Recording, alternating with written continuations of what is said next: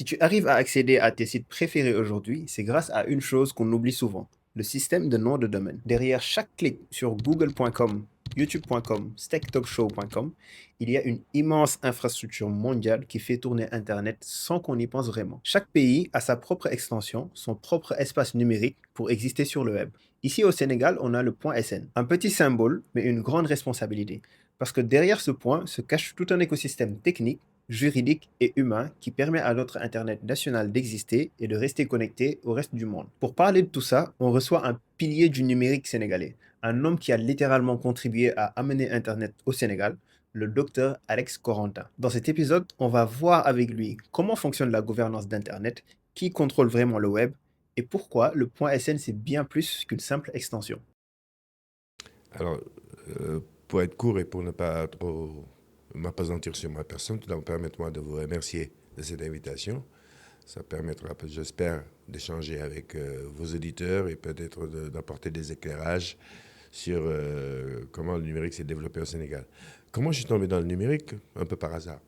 Dans la mesure où j'ai fait des études supérieures plus dans le domaine génie électrique et plus en électronique au niveau de l'école de l'INSUT à l'époque, hein, après un baccalauréat série scientifique. Et à l'issue de mon parcours en électronique, j'ai continué à faire une maîtrise EA, ce qu'on appelait maîtrise électronique automatique électricité, à l'étranger, sur une bourse de l'État. Et en revenant de cette formation, après ma maîtrise, en fait, je suis revenu voir mon établissement d'origine, c'était l'INSUT, puisque c'est eux qui m'avaient aidé à partir pour continuer mes études. Et en revenant, on m'a recruté la même année, en 81. Pour être assistant, c'était le moment où on sénégalisait les postes de l'enseignement supérieur. Donc les Français partaient, il fallait les remplacer par des Sénégalais. Juste pour dire que je suis bien sénégalais, hein, parce que des fois on me pose la question. Mais alors donc, étant recruté comme assistant, j'ai eu à travailler donc au niveau du département génie électrique et à l'époque je travaillais aussi sur une thèse qui avait trait au niveau de ce qu'on appelle les images échocardiographiques. Donc c'était le traitement d'images en fait, au niveau d'un laboratoire de recherche qui se trouvait aussi au sein de l'école supérieure de l'INSUT de l'époque.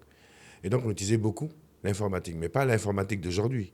Nous en fait on créait nos propres ordinateurs parce qu'on programmait des PROM, on programmait des processeurs pour essayer de leur faire effectuer des tâches. On faisait de l'acquisition de données.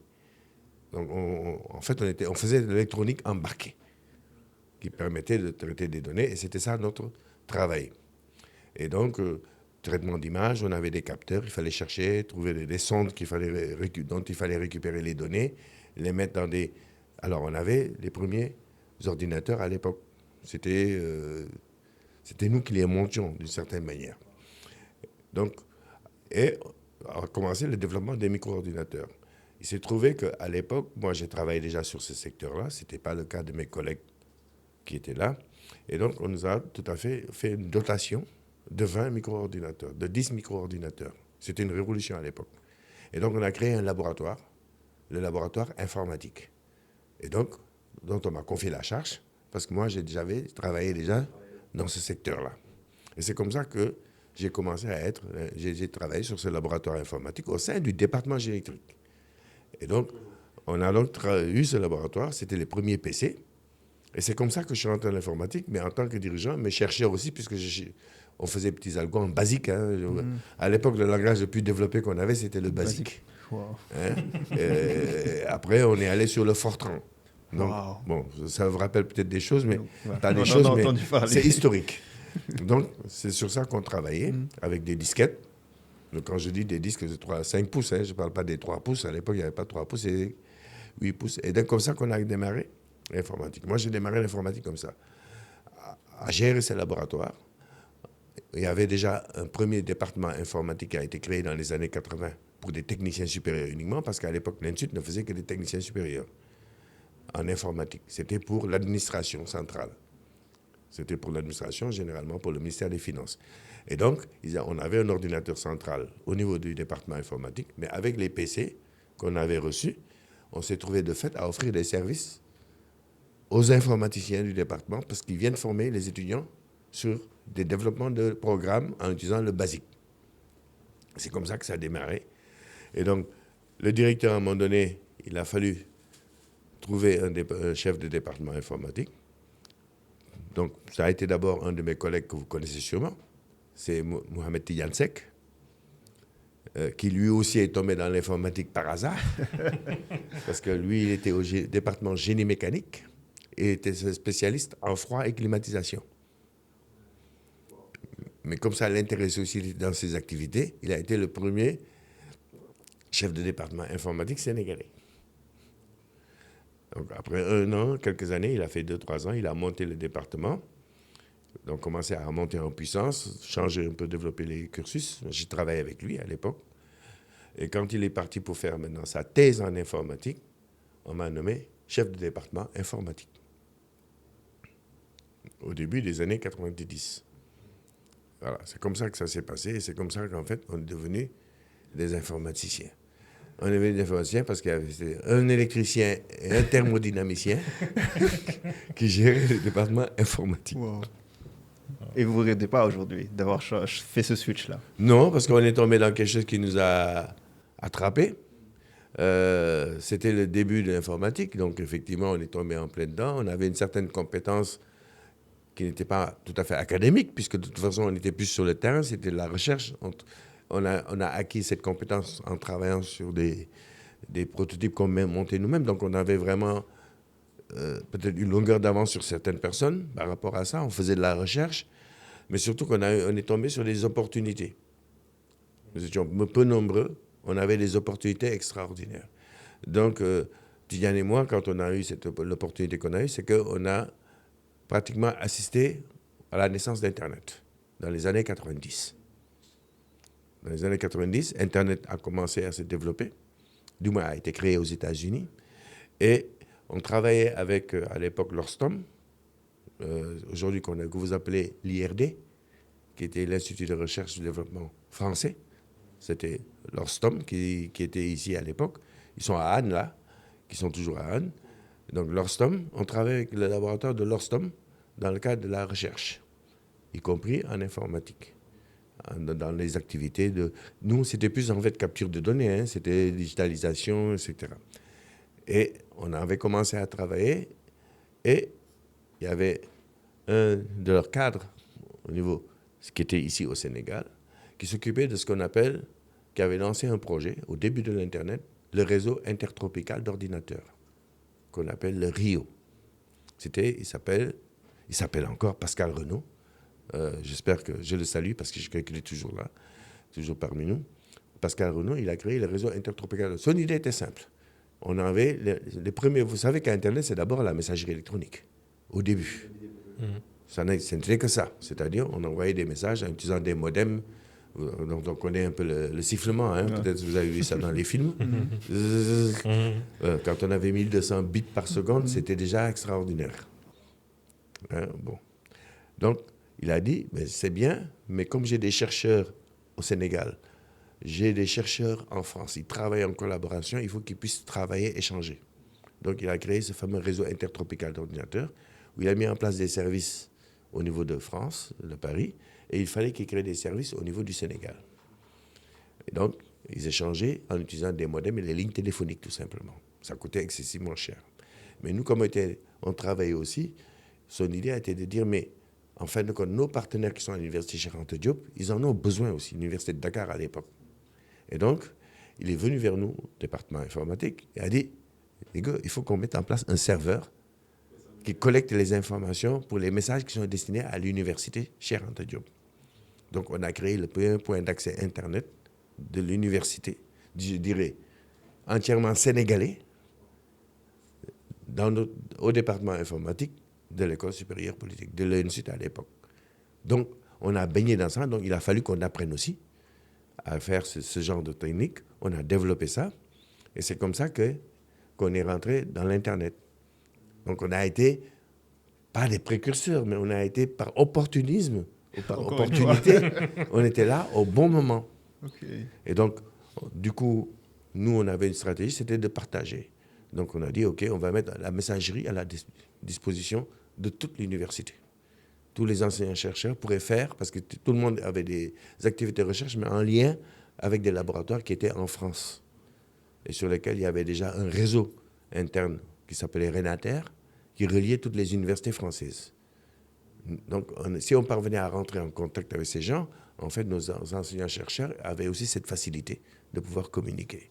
Donc, à ce moment-là, on a travaillé dessus avec justement nos partenaires de l'IRD, le RIO, et on a demandé à ce que nos systèmes de messagerie soient étiquetés SN. Et non pas FR. Parce que quand on était en relation avec l'IRD, c'était lorstom.fr. On avait des messageries alexcorentin@orstom.fr. Après, on a dit non, mais quand même, si on veut faire ça sur l'UCAD, il faut qu'on puisse changer. Ils ont dit, et Pascal, qui était très en avance sur son temps, a dit effectivement, il faut que l'on puisse, moi je veux même pouvoir distinguer mes chercheurs qui sont en France, de ceux qui sont au Sénégal, de ceux qui seront au Togo, ceux qui seront dans les autres pays.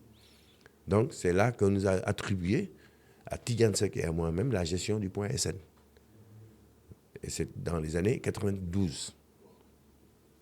Super intéressant. En fait, l'histoire, elle est tellement folle qu'on a l'habitude d'entendre ça chez les Américains. Là, j'ai l'impression d'entendre le passé de Steve Jobs, tu vois. Donc, nous qui sommes venus plus tard, on n'a pas forcément vécu la même chose. Exactement. On a connu ça à travers les films, peut-être les histoires d'autres personnes. Et là, ça fait super plaisir de savoir qu'il y a eu la même chose ici. Exactement. Et c'est super intéressant. Et du coup, vous avez parlé du point SN. Vous êtes aujourd'hui le gestionnaire du point SN.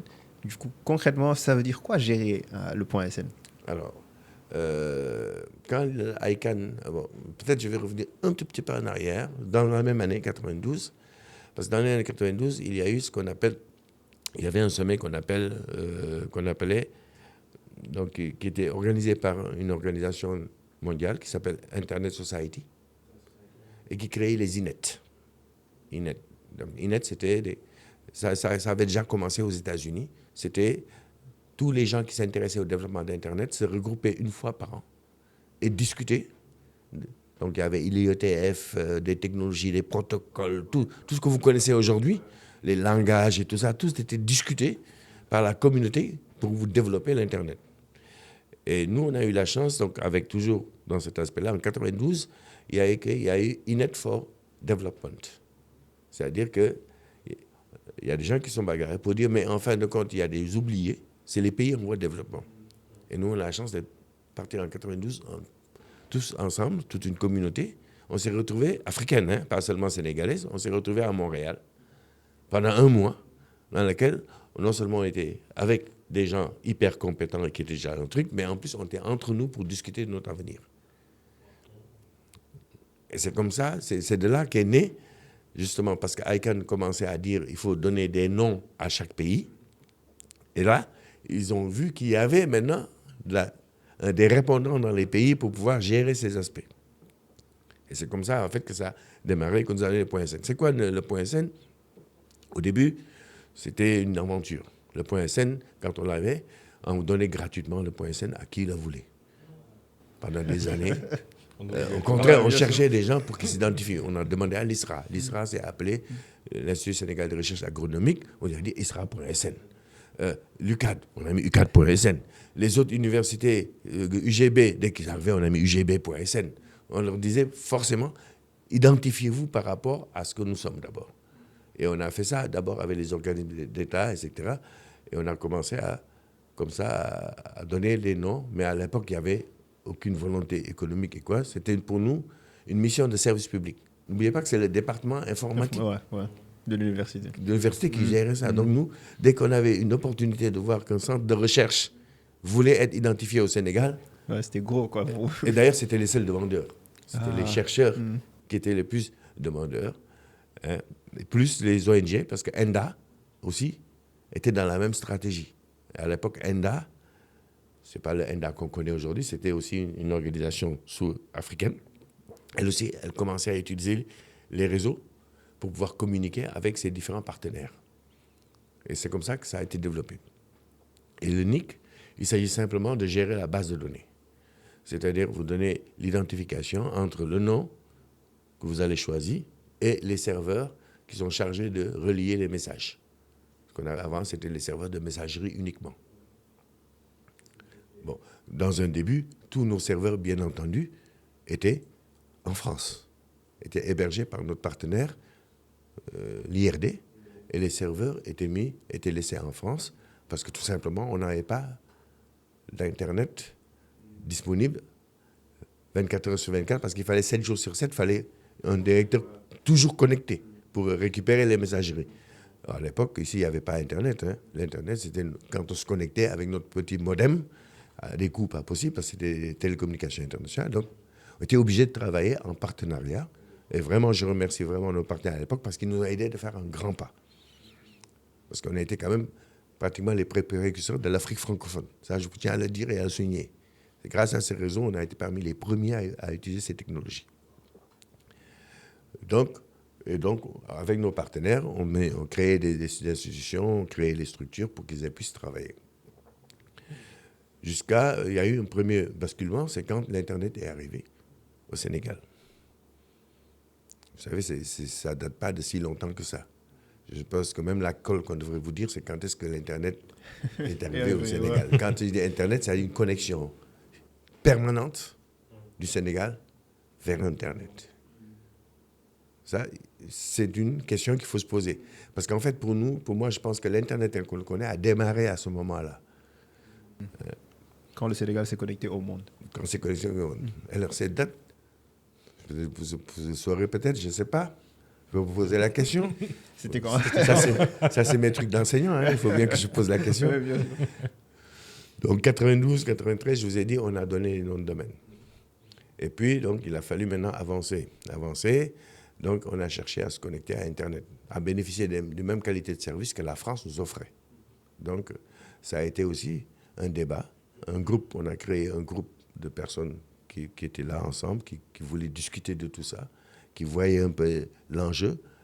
On a créé vraiment une association qui est venue de Internet Society, qui s'appelait ISOC Sénégal. Internet Society Sénégal. D'où Internet Society Sénégal, qui a été créé à la même époque, mais avec déjà cette vision de dire qu'est-ce qu'on fait pour amener l'Internet ici. Donc, il y a eu plusieurs étapes. Mais on a d'abord fait créer un lobby, essayer de discuter. On a discuté avec l'opérateur qui ne voyait pas l'intérêt. C'est vrai, à l'époque, la Sonatel ne voyait pas du tout l'intérêt d'aller dans du numérique. Ce n'était même pas... Les opérateurs télécoms ne connaissaient pas ça. Ah ouais, wow. Non, pas du tout. Ça ne les intéressait pas. Ils ne savaient pas ce que c'était. Logiquement, on dirait que c'est eux, normalement, qui devraient aller vers ça. Ouais. Les opérateurs télécoms étaient les plus réticents à ça, wow. Parce que c'était déjà des investissements, d'autres investissements. Il fallait avoir d'autres choses, il fallait avoir d'autres routeurs, il fallait avoir non plus des commutateurs, mais des routeurs. Ça change, hein. Comité du numérique et comité de l'analogique, ce n'est pas du tout les mêmes technologies. Donc, c'était assez difficile pour eux d'appréhender ça. Donc, on était obligés de travailler.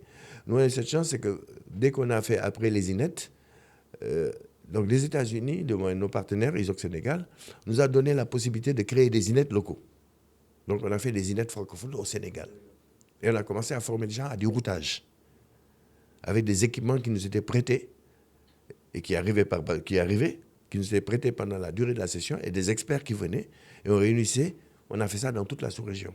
C'est comme ça qu'on a créé les premiers ingénieurs à l'époque de l'ESP, sont sortis dans les années 90, ingénieurs informatiques, Bac plus 5, hein, parce que le département informatique a été le premier à faire du Bac plus 5 au Sénégal. On a sorti, ils sont tombés dans cette logique. Donc, ils ont pu bénéficier de ces formations.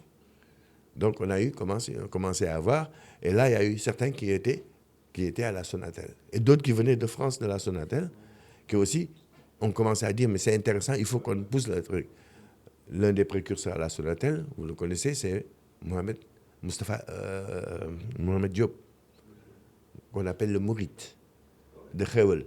Ah, de Khewel. Khewel, je connais, mais je ne savais pas qui était derrière. Khewel, c'est Mohamed Diop, et c'est lui qui a été le premier à faire l'architecture TCP/IP de la Sonatel. Et qui était dans notre groupe avec lequel on travaillait. Donc on avait déjà étudié l'architecture, comment ça avait été fait. Mohamed a été vraiment un acte moteur avec une autre dame qui venait de l'ESP, que vous en connaissez peut-être, ça s'appelle Ndeye Maïmouna Diop, qui à un moment donné est passé au ministère, qui était avec Moustapha Diop, au niveau de la Sonatel, qui ont bâti le premier réseau IP. qui ont proposé la première architecture IP. Donc, c'est dans les 90. 96, il y a eu... Donc, on a commencé à essayer de voir. L'USAID avait commencé à doter les pays d'un accès permanent à Internet. Ça ne s'est pas fait tout de suite. Mais nous, par contre, dans notre communauté, on était contre le fait que ce soit l'USAID ou les Américains qui nous offrent la connectivité. Nous, on était plus militants du fait que nous, on était persuadés que le Sénégal avait les moyens de le faire soi-même. Donc, à ce moment-là, Comsat, à l'époque, qui était un opérateur satellite, déjà offrait des collectivités Sonatel. Bon, avec l'appui de la délégation à l'informatique, qui a eu cette idée aussi, qui nous a suivis et qui a même peut-être anticipé sur nous, la délégation à l'informatique à l'époque, a demandé à Comsat de venir faire une démonstration de connectivité à partir du Sénégal lors du forum Afrique-États-Unis. Vous voyez, les Américains noirs à l'époque venaient régulièrement en Afrique et voulaient... Donc c'était le forum Afrique-Amérique. Ça s'était né au CICES. Donc, 96, il y a eu cette démonstration pilotée par la délégation à l'informatique. Et puis surtout, il y a aussi un acteur qu'il faut que je cite quand même, parce que pour avoir les autorisations, il a fallu compter sur une personne qui a beaucoup aidé. C'est SEC. Comment il s'appelle encore? Le ministre de Thiès, comment il s'appelle? Idriss Seck. Idriss Seck, qui était ministre du Commerce. Ah, à l'époque. Ministre du Commerce à l'époque, et qui a aussi facilité ça. Mais lui, il était aussi aux États-Unis. N'oubliez pas qu'il était formé aux États-Unis. Donc, ils avaient vu cette opportunité. C'est pour ça que souvent, vous entendez qu'on Idriss Seck a amené l'Internet au Sénégal. Mais c'est vrai que la première coupole qui est descendue, s'il n'avait pas signé son autorisation, il ne serait pas là. Donc, c'était en 96. En 96, qu'est-ce qui s'est passé? Donc, on a fait du lobbying. Et le chef de l'État, en décembre 96, Abdou Diouf, dans son message de fin de nation, a dit que l'année prochaine, l'Internet sera au Sénégal. Et en 97, la Sonatel a été obligée, sur injonction de l'État, de se connecter à Internet. Et c'est comme ça que l'Internet est arrivé au Sénégal. Ils ont été forcés. Pas forcé, c'était... Au moins, les enjeux avaient été bien précisés. Je pense que la démo, les gens qui étaient là, tout ça a permis réellement la prise de conscience, y compris de l'opérateur, que c'était quand même une exigence. Je pense qu'on n'a forcé personne, mais disons que ça a aidé. Ça a aidé. Donc, c'est là que l'Internet est arrivé. Là, donc, on est en quelle année à ce moment-là? 97. 97, ok. Je ne suis pas si vieux que ça. Pas tellement. On n'était pas encore nés, mais... Voilà, 97, donc c'est arrivé comme ça. Donc, donc on est arrivé à avoir Internet. Et là, par contre, nous, on pouvait jouer notre rôle de NIC. Puisque NIC, c'est Network Information Center pour le point SN. Et les règles de l'IANA obligeaient à ce qu'on ait un accès permanent pour pouvoir gérer notre base de données en local. Donc, l'Internet était arrivé à la Sonatel. Donc, du coup, ça nous donnait la possibilité d'avoir le NIC rapatrié au Sénégal. Donc, on a demandé une liaison spécialisée entre nous et la Sonatel qui nous permettait donc d'accéder directement à Internet.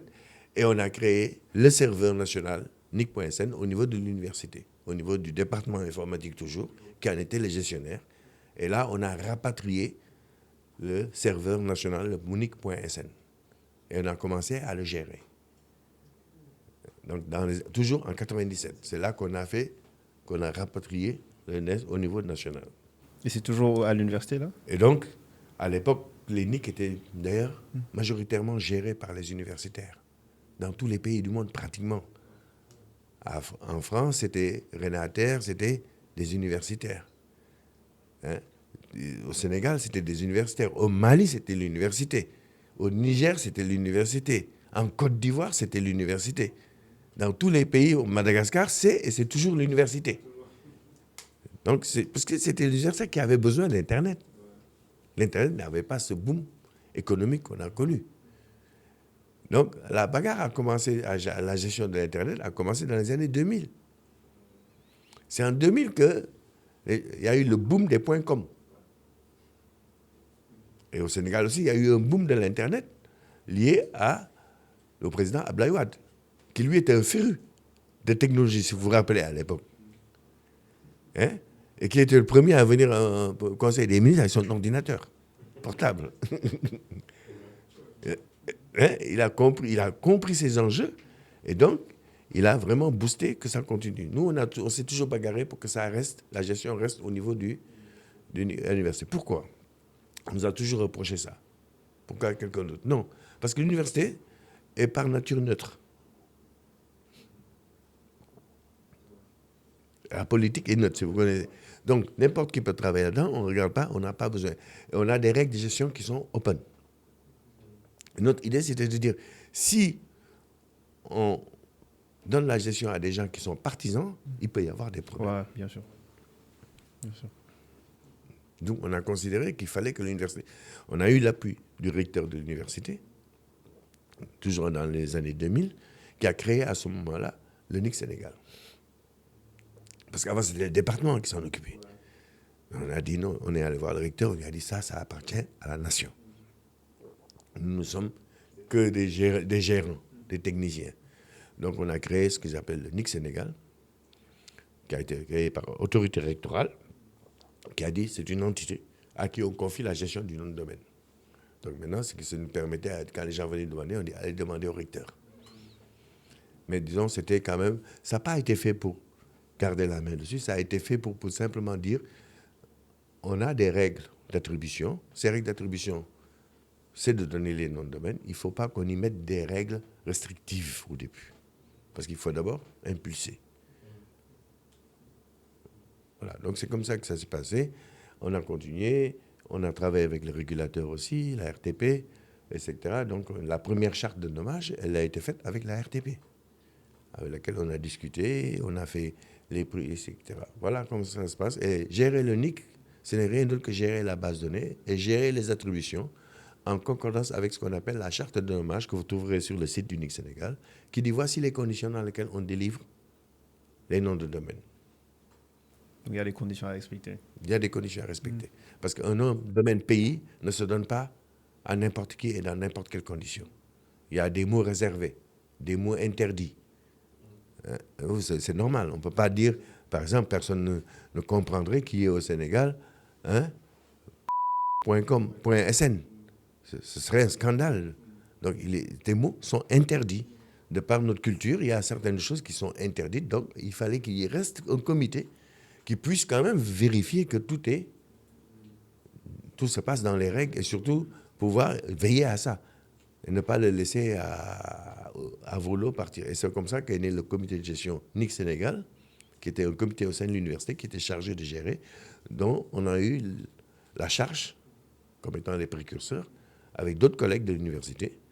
Donc la charge de gestion, et que ça continue jusqu'à maintenant. Je ne suis plus quand même en charge, je tiens à le dire, parce que depuis ma retraite, maintenant, je suis membre du comité de gestion, mais j'ai arrêté je travaille toujours avec les collègues, je travaille toujours, parce que c'est bon, comme on dit, c'est mon bébé, Ah, bien sûr. le laisser. Mais en fait, aujourd'hui, le comité de gestion est géré par le Centre universitaire de recherche et de formation aux technologies de l'Internet, le CURI, et c'est dirigé par le professeur Idriss Sarr. Et donc, aujourd'hui, c'est cette entité-là qui gère le .sn.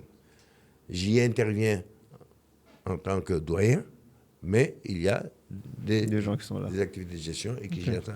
Et comment se passe l'attribution? En fait, j'ai l'impression que c'est très difficile d'avoir le .sn. C'était difficile à un moment donné. Aujourd'hui, ce n'est plus difficile. C'est très accessible. Pourquoi c'est difficile? C'est qu'à l'époque, on travaillait manuellement. Donc, il fallait avoir les informations techniques et administratives liées à chaque demandeur. Donc, c'était des formulaires à remplir et à venir déposer. Donc, effectivement, les gens ne savaient pas. Donc, il fallait trouver où est-ce qu'on va chercher ce formulaire, où est-ce qu'on va le déposer. C'est ça le problème. C'était ça le problème. La difficulté, c'est que peu de gens étaient informés. Donc, effectivement, ils disent que c'est inaccessible. Mais en fait, nous aussi, on avait un mal. On était des universitaires. On est de très mauvais communicants. Ah. De nature, ouais. De nature, on est très mauvais communicants, donc on ne savait pas communiquer. Donc, Du coup, effectivement, mais on travaillait avec les opérateurs, on travaillait avec les gens qui étaient capables d'héberger. Eux, ils savaient où nous trouver. Donc, c'est pour ça qu'il y a eu des noms de domaine. Sinon, il n'y en aurait pas eu. Mais c'était manuel. Et c'est resté manuel très longtemps. On a changé on est parti du manuel semi-manuel, on est passé à l'automatisation en 2018 seulement. Ouais. Wow. C'est intéressant, ça. Mais tout a été développé en interne. Manuel, le semi-manuel sont les étudiants du département informatique qui ont développé le semi-manuel, qui permettait d'automatiser un certain nombre de processus. Et en 2018, on est passé au entièrement automatique. Toujours développé par les étudiants d'ici. Beaucoup aidé, mais on s'est aperçu qu'à un moment donné, il fallait qu'on ait un gap supplémentaire. Il fallait qu'on ait un support. Parce que les règles aussi de ICANN ont beaucoup évolué. Donc, il fallait qu'on travaille. On a continué à travailler avec nos partenaires français. On travaille avec l'AFNIC, qui a vraiment des ressources énormes en termes de personnel, qui suivent les évolutions juridiques des noms de domaine, les évolutions techniques, parce que les protocoles évoluent très rapidement. Donc, à un moment donné, on s'est dit, bon, on reste mais pour l'automatisation, on préfère aller avec des gens qui sont... Donc, on a un contrat de collaboration entre les deux, tout en qui préserve entièrement notre indépendance. Nos données sont ici. Toute l'infra, elle est ici. L'infra est là, ici, mais les outils et la mise en jeu des outils, on fait ça en collaboration avec le NIC français. Parce que c'est important. Moi, je vais vous donner un exemple. C'est que eux, rien qu'en termes d'ingénieurs informatiques dans le NIC français, il y en a 50. En termes d'ingénieurs au niveau du NIC Sénégal, est-ce qu'il y en a un même? Actuellement? Waouh! Bon, mais ne vous inquiétez pas. C'est fait d'une certaine manière un peu exprès. Parce que quand on avait fait ça, on avait pris comme philosophie, c'est que bien que l'université, avec le recteur, quand il nous a dit, vous prenez la gestion du NIC, mais attention, messieurs, moi, non, je n'ai pas les moyens de vous accompagner. Il a été clair, non? Il a été clair. Comment vous allez faire pour fonctionner? On lui a dit, nous, on va être autonomes. On va demander à des partenaires de nous appuyer au point de vue technique, en termes de serveurs, en termes de routeurs, etc. Et effectivement, on l'a eu. Hein? Et maintenant, il nous fallait, c'est pour ça qu'une question qui se pose souvent, c'est, le point SN, c'est très cher. Justement, pourquoi? C'est la prochaine question, je pense. Ouais. Hein, ouais. Mais parce qu'à l'époque, nous, on avait géré l'autonomie. L'université a mis à disposition du NIC Sénégal, nous, puisque nous étions des agents de l'université. Donc, mais à temps partiel, puisqu'on était enseignants. Donc, on faisait notre job d'abord. Donc, c'est plus par motivation qu'on faisait. Mais il nous fallait quand même trouver du personnel d'appui. Ce personnel d'appui, il fallait trouver le moyen de le rémunérer. Quand on avait des stagiaires aussi, il fallait les rémunérer. On n'avait que 100 à 150 domaines. 200 domaines. Pour avoir un peu d'argent, on va prendre 50 000, multiplié par 100, ça nous fait 5 millions l'année. Ah ouais. Qui nous permettait de créer des bourses, de payer des gens, de payer notre liaison, parce qu'à la maison Internet, on était décidé que c'est nous qui devons la payer, puisqu'on a dit qu'on ne représenterait pas une charge pour l'université. Donc, on a fait simplement quelque chose de simple. Charge, coût. Et les noms de domaine ont toujours suivi cette logique. Si c'est temps qu'on avait en charge, on divisait par le nom de domaine, on avait le coût. Il fallait que le budget de l'année suivante, on puisse le couvrir pour rester autonome. Les gens disent c'est cher, oui, mais jusqu'à présent, il y a des pays où c'est supérieur à 50 000 francs. Nous, on a commencé à 50 000. Et ça a évolué, là? Ouais, Hein? là, Ça évolue. Oui. Aujourd'hui, vous avez un nom de domaine .sn à 10 000 francs par an. Et quand c'est une seconde extension, par exemple, .com, .sn, .edu, .sn, c'est 5 000 francs par an. Aujourd'hui, le nom de domaine.sn, c'est géré par le curé, vous avez dit. Oui. Qu'est-ce qui explique le fait qu'il y a d'autres fournisseurs Voilà. à côté? Qu'est-ce qui explique ça? En 2018, on a passé en mode automatisation. Nous étions à la fois ce qu'on appelle registrar et registre, gestionnaire et vendeur. C'était ça avant. On était à la fois gestionnaire, mais on était aussi vendeur de nom de domaine.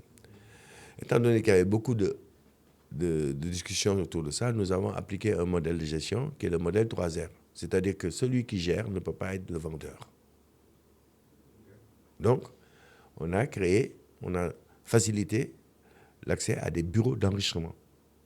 Aujourd'hui, vous ne pouvez pas acheter un nom de domaine au NIC Sénégal. Ce n'est pas possible. Nous ne sommes pas vendeurs.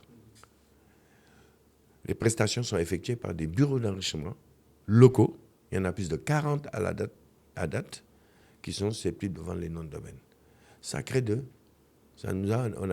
On voulait créer une économie numérique autour des noms de domaine. Parce que ces prestataires offrent à la fois non seulement le nom de domaine, mais les services associés, l'hébergement, la messagerie, les mails, Les mails, et tout un ensemble de services que nous n'offrons pas. Nous, tout ce que nous faisons, c'est de la redirection. Donc, et c'est pour ça qu'aujourd'hui, vous n'aurez pas de nom de domaine par nous, vous aurez des noms de domaine par des prestataires. Et aujourd'hui, si une personne veut devenir fournisseur, comment ça se passe? On a une processus bien précis. Il doit simplement suivre le processus. Donc, déjà, nous interpeller parce qu'il veut devenir fournisseur. On lui demande à ce moment-là de nous dire quel est son secteur d'activité pour qu'on voit si c'est en relation, s'il est capable de... Parce que nous disons une chose. Si tu veux être revendeur des noms de domaine, il faut que tu puisses au moins nous amener 50 noms de domaine dans un délai d'1 an. Ça me paraît la moindre des choses. Ouais, bien sûr. Hein? Si dans 1 an, tu ne peux pas nous amener 50 domaines, tu ne peux pas être revendeur. Du moins, on peut te retirer ton agrément. Parce qu'on est là pour faire marcher les choses. Donc, on vérifie que la personne a les capacités et aussi l'ambition de développer. Et généralement, on donne l'agrément sans frais financiers, à date. On discute, si c'est bon, on dit OK, voici les procédures, vous remplissez les procédures et vous avez accès à la base de données. Et là, vous avez une interface qu'on offre, qui est gratuite, où la personne peut te faire les créations, changements, tout ce qu'il veut. Il est même formé pour ça. Et il vend. Chaque fois qu'il crée un nom de domaine, nous lui facturons les 10 000 francs, si c'est un .sn, ou les 5 000 francs, si c'est un .com ou un .edu, etc. Est-ce qu'il y en a beaucoup des revendeurs? Actuellement, il y en a à peu près 70. Ah, 70. C'est bizarre. Tout le temps, il y a un seul nom qui vient dans ma tête, c'est celui que vous avez cité tout à l'heure, c'est Créole. Et pourtant, la Sonatel est revendeur, Arc Informatique est revendeur, Prodoid est revendeur, CCBM est revendeur. Ah ouais? Et tout ça, et c'est ça qui est le problème, c'est que c'est la liste de tous les revendeurs se trouvent sur le site. OVH aussi, ils font ça. OVH est un revendeur international. On a 2 types de revendeurs, les revendeurs locaux et les revendeurs internationaux. Les revendeurs internationaux, la règle d'ICANN veut que quand une société est un bureau d'enregistrement reconnu par ICANN, il est reconnu par tous les registres.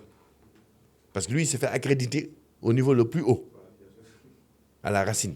S'il est accrédité au niveau de la racine, c'est-à-dire ICANN, nous, par extension, on peut l'accréditer. Parce qu'il a rempli toutes les obligations que ICANN a données. Ce sont les gros bureaux d'enregistrement, OVH, il y en a d'autres. GoDaddy, voilà. Tous ces gros sont généralement accrédités à ICANN. En Afrique, il y en a 2. Il y a Rewel, on a Rewel qui est ici, et accrédité à ICANN. Alors ça, il faut le dire, c'était le premier Africain accrédité à ICANN. Ça, il faut le soulever aussi. Donc, et c'est ça qui fait qu'on a des internationaux. Mais c'est accessible sur le site nicsénégal.sn, tout collé. Vous arrivez, comment obtenir un nom de domaine. Vous aurez la liste de tous les bureaux d'enregistrement. Classés par pays, vous pouvez voir, on en a partout, on en a même en Chine. Et chaque revendeur est libre de facturer comme il veut.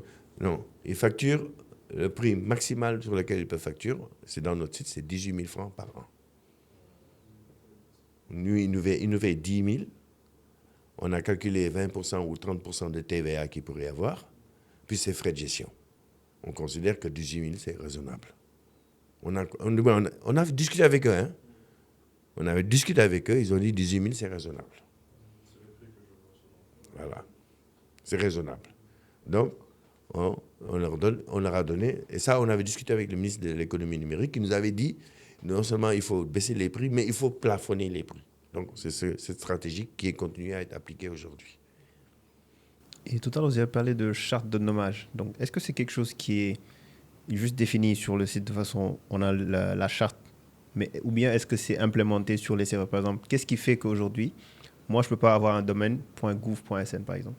Mais non seulement c'est implémenté, mais la charte définit ce qui se passe. Le gouv.sn a été dès le départ, quand on l'a créé, on l'a tout de suite donné à l'État. Et on a délégué toute la base de données de gouv.sn à l'ADIE. Donc nous n'attribuons pas de nom de domaine en gouv.sn. Ça, c'est la partie réservée à l'État qui le gère dans ses propres serveurs et qui le gère suivant la charte qu'il lui-même il a définie. Nous n'avons aucun droit de regard. L'État nous a dit, on a donné ça à l'ADIE, depuis 2000 d'ailleurs. Dès que l'ADIE, on lui a délégué tout ce qui est gouv en lui disant... Gère, c'est ton truc. Voilà. Donc il peut créer autant de domaines, ça c'est le propre de l'État. C'est la même chose pour les autres, donc Edu, nous gérons. vous gérez, ok. Jusqu'à présent, on n'a pas trouvé de délégataire qui puisse prendre en charge, parce qu'il faut voir si c'est financièrement rentable ou etc., ou stratégiquement opérationnel. Bon, je pense que l'université peut gérer Edu, parce que c'est toutes les écoles et établissements scolaires. Donc on fait attention à ce que ce soit donné qu'à des établissements scolaires. Et nos prestataires le savent aussi. .com, c'est un peu plus libertin. Ouais. Comme .sn. Hein? .com.sn. .sn est plus contraignant que .com. Ouais, c'est vrai. Parce que .sn, il n'y en a qu'un. Vous faites u4.sn, il n'y en a qu'un. D'accord? On peut faire u4.edu.sn, on fait u4.com.sn aussi. Ça fera 2 autres. Mais le u4.sn, il n'y en a qu'un.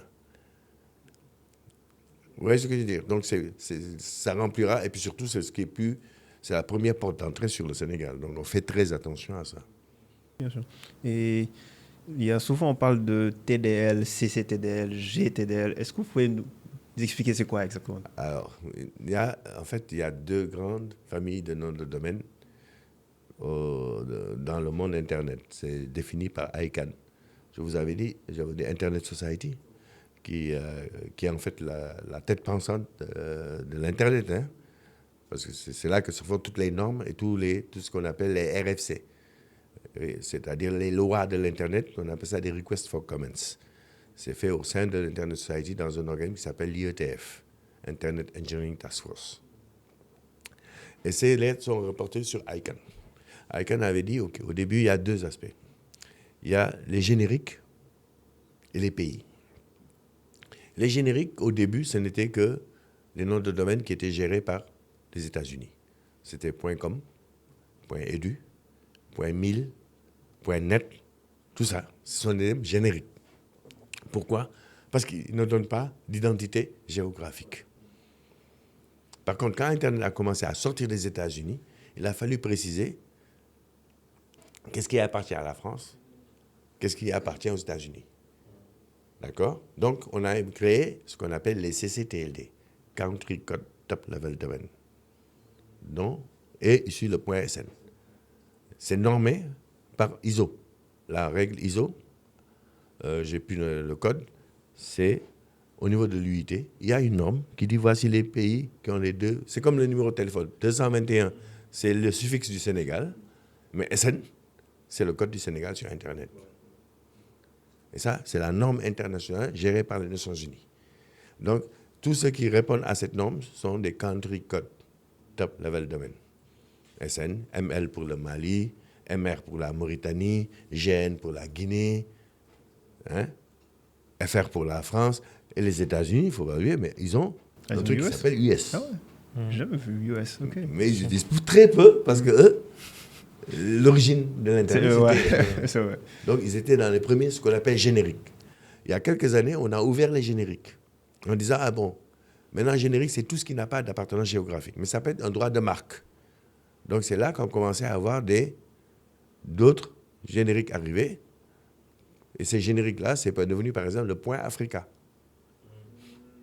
Qui est très compliqué à avoir. Hein? Qui est très compliqué à avoir. Ah, pourtant, non. Moi, j'ai galéré. Il y a des ficelles. Mais Point Africa, c'est qu'ils ne sont pas gérés, c'est en Afrique du Sud. Donc, c'est ce qu'on appelle les autres génériques. Point Museum. Point OVH. Hein? Il y a même des grandes marques qui ont mis Point Paris. Paris existe. Donc, c'est là l'extension des génériques. Et tout ça là sont des génériques. Ils sont gérés par un organisme spécial qui s'appelle, au niveau de l'ICANN, qui s'appelle le GNSO. Generic Name System Organization. C'est généralement commercial. D'accord? Et on a CCNSO, qui se trouve toujours dans ICANN, qui gère les country code top level domain, qui sont politiquement plus sensibles que les GNSO. Donc, c'est pour ça qu'on est GTLD, générique, ou CC, Country Code Top Level Domain. Nous, le point SN est un CCNSO. CCTLD. Et c'est quoi les défis, je dirais, que vous rencontrez dans la gestion donc, du SN? Moi, je pense, le défi majeur que j'ai, c'est deux aspects qui, pour moi, restent encore importants et sur lesquels il faut qu'on travaille. C'est la localisation de nos données. Parce qu'on a beau avoir l'extension .sn, mais on n'offre pas à nos prestataires, à notre population, des data centers localisés nationalement. Quand on parle de souveraineté, ça commence par l'infrastructure. Moi, j'ai dit que la souveraineté, c'est trois aspects. C'est comme, pour ceux qui ont fait informatique, c'est comme le modèle ISO, OSI. La couche de base, c'est d'abord l'infrastructure. On ne peut pas parler de ceci, déjà, on n'est pas souverain au niveau infrastructure. Or, un des aspects importants, c'est le data center. Il faut que les données soient localisées. Tant qu'ils ne seront pas localisés, on va privilégier les points .com. Parce qu'on va vouloir s'héberger à l'extérieur. On va tomber sur OVH. Mais OVH, il ne paye pas les points .com. Parce que c'est pipeau par rapport au prix de l'hébergement. En fait, ce qu'on ne sait pas, c'est qu'il vous le donne gratuitement, mais il est intégré dans le prix de votre prestation. 5 000 francs par an. Je vous donne un hébergement à 25 000 par an. Mais en fait, l'hébergement, c'est 20 000, le nom de domaine, c'est 5 000. Mais je ne parle pas de nom de domaine, je dis que c'est gratuit. Ils font tous la même chose. Oui, mais par contre, ils ne le font pas pour le point SN. Ouais, c'est vrai. Le point SN, tu payes par force. Ils ne le font pas pour le point SN. Donc, c'est ça qui pose. Donc, il faut qu'on ait notre souveraineté au niveau infrastructurel. Si on aura notre... La deuxième couche après, ça va être la gouvernance. Il faut qu'on gouverne cette infrastructure. Pour moi, on est au niveau protocole réseau, tout ça. Il faut qu'on ait une gouvernance deuxième niveau. Ça aussi, il faut qu'on y travaille. Aujourd'hui, qui gère le numérique au Sénégal, c'est un peu complexe. Il y a le ministère, je suis d'accord. Il y a la RTP. Hein? Mais ils ne dépendent pas. Le RTP est indépendant. Hein? J'ai le Conseil du numérique, j'ai l'ADI, j'ai le Sénégal numérique SA. J'ai dans chaque ministère une cellule numérique. À la douane, au ministère de l'Intérieur, aux forces armées. À la présidence, j'ai la Direction générale de sécurité des systèmes d'information. Où est le socle? Où est la gouvernance? Si on ne travaille pas sur ça, on va avoir la même chose. Et après, quand on aura vraiment réglé ces problèmes d'infrastructure avec des data centers, le data center national qui a été mis en place par Sénégal Numérique SA, on n'a toujours pas les conditions d'accès. Essayez d'avoir un hébergement là-bas, vous allez me dire comment on fait. Moi, je veux bien. Hein? Mais ça fait partie des modalités. Et là, maintenant, les services sera la troisième couche. Il faut que les services soient ouverts, accessibles. Mais transparent. Moi, si on n'a pas ces trois couches-là et qu'on ne commence pas par le plus bas, data center, gouvernance, on met les points d'échange, il faut qu'on les mette aussi. Parce que l'Internet national ne doit pas dépendre de l'Internet international. Moi, je pense qu'on peut nous couper notre fibre, mais on doit pouvoir discuter sur les serveurs nationaux. À mon avis. Et puis après, on aura les services. À mon avis, on aura les trois aspects qui vont se mettre en place. Ça, c'est Mon rêve, c'est vraiment des data centers ouverts. Il a commencé à en avoir. Il y a Steralix qui est en train de Ouais, venir. il y a Systalink aussi. Starlink qui arrive. Il y a des privés qui commencent à comprendre. Bien sûr, il y a la Sonatel qui, devant la concurrence, va peut-être plus ouvrir. Il y a Free.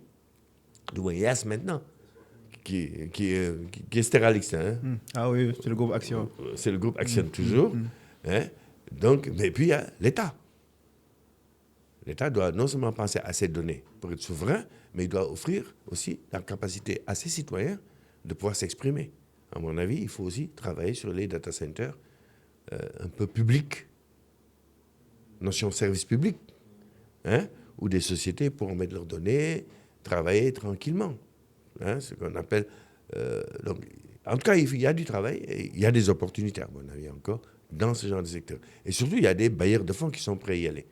Parce qu'on sait qu'il y a quand même... Le Sénégal peut être le nœud de la sous-région.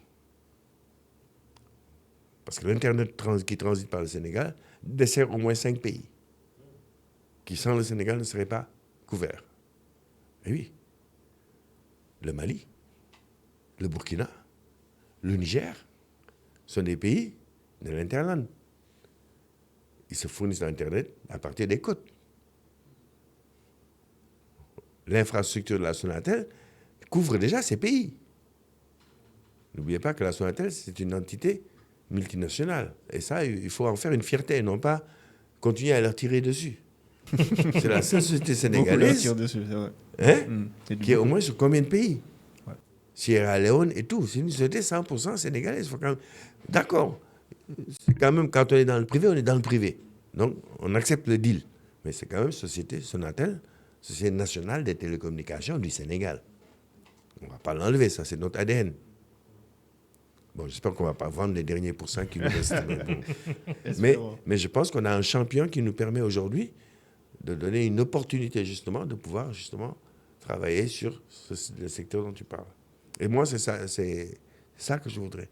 Je voudrais aussi que tous les startups puissent bénéficier d'un accès gratuit, un hébergement gratuit. Mais oui, mais il faudrait il faut qu'on ait accès à des capacités. Mais est-ce que ça s'est pris en compte dans la stratégie numérique du gouvernement, le New Deal dont on parle? Est-ce que c'est inclus dedans? Moi, j'ai l'impression que dans le New Deal, moi, je trouve entre un projet, d'accord, qui sont des perspectives, maintenant, il faut décliner ça en plan d'action. Pour moi, c'est une vision. Ce que nous a présenté, c'est une vision. Je suis d'accord, ça marche, il n'y a pas de problème. Mais quel est le plan d'action? Quelles sont les actions qui mènent à la vision? Hein, bâtir un data center, moi, voilà, c'est concret. Je vais mettre 10 milliards pour bâtir un data center. Staffer dedans. Offrir des services gratuits aux gens. Moi, voilà. Maintenant, le plan d'action, hein, capital humain. Par exemple, c'est d'accord, on a dit développer le capital humain en numérique. Oui, mais où sont les écoles de formation en numérique? Comment on fait pour qu'au lycée, tout le monde soit formé au collège? C'est ça le plan d'action. Donc, on a une vision, c'est très bien, mais il faut maintenant la décliner en plan d'action. Ça a un coût. Ça a un coût. Mais il faut que l'État comprenne aussi qu'elle ne peut pas tout faire. Et qu'il faut faire. Et donc, s'il y a des volontés qui disent, moi, je vais faire développer telle chose, mais il faut les aider. Parce qu'ils vont répondre à un besoin qui est déjà exprimé dans la stratégie. Et je pense qu'il y a ce link qu'il faut faire pour permettre réellement d'arriver à se développer, à développer des services. C'est ça, moi, le chaînon manquant. On a les compétences, tout le monde le dit. Ouais. On a l'intelligence, on est très fort pour faire les meilleurs dossiers du monde. Hein? On a un gros problème. On ne sait pas agir.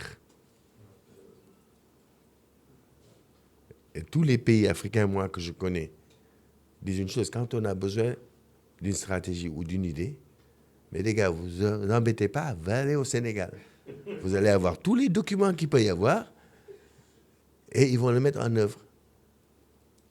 J'ai des anecdotes, mais je ne les citerai pas parce que ça pourrait repéser. Mais c'est vrai, on a vu, nous, des stratégies ou des choses qui ont été développées au Sénégal qui n'ont jamais pu prendre corps au Sénégal est développé en moins d'1 an dans des pays étrangers. Par des Sénégalais. Ah, si. Ils ont tout fait ici, ils ont demandé, on les a regardés en disant, mais vous êtes qui? Ils sont partis dans un autre pays, ils ont vendu l'idée. En moins d'1 an, c'était développé. Et c'est aussi simple que ça. C'est-à-dire, ici, on ne fait pas confiance, on ne se fait pas confiance.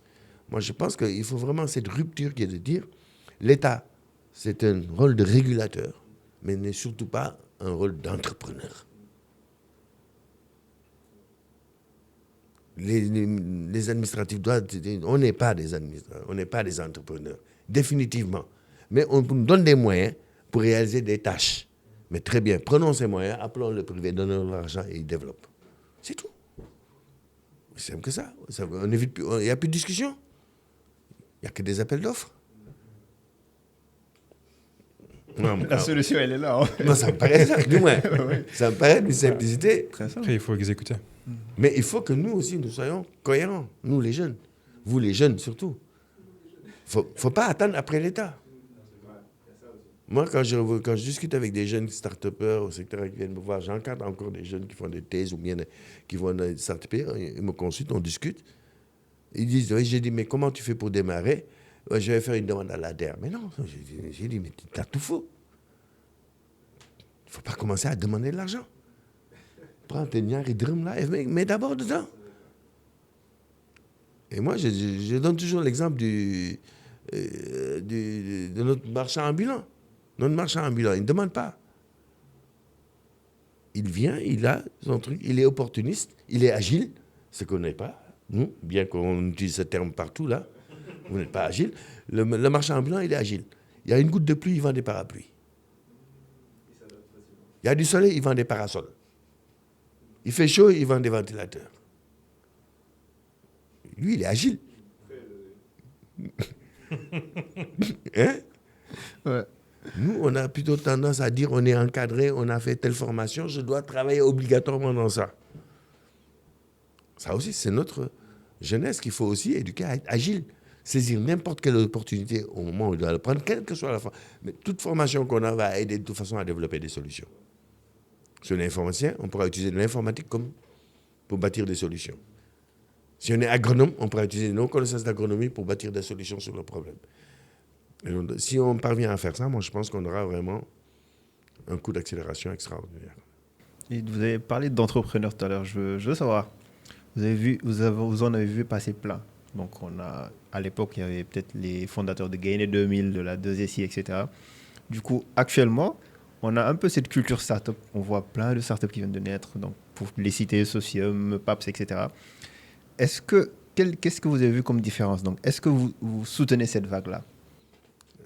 Nous avons toujours, moi j'ai toujours soutenu les vagues. Comme tu dis, les premières startups, elles viennent de l'ESP. 2SI. En 2000, c'était la première société de services et c'était uniquement des étudiants qui venaient de sortir du département informatique. Cissé, Aliou Cissé, qu'on connaissait maintenant, qui est toujours, bon voilà. Mais ils sont partis, ils ne se sont pas posé de questions. On a nos connaissances, on va valoriser ce qu'on fait faire. Dès 2000, du temps de Noureddine Diagne, c'était quelqu'un qui croyait à ce qu'il faisait.